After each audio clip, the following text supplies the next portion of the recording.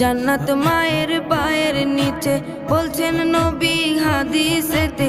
জান্নাত মায়ের পায়ের নিচে বলছেন নবী হাদিসেতে।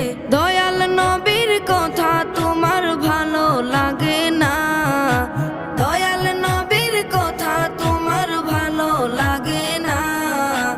আল্লাহ নবীজির দয়া তারা পাবে না, হায়রে আল্লাহ নবীজির দয়া তারা পাবে না।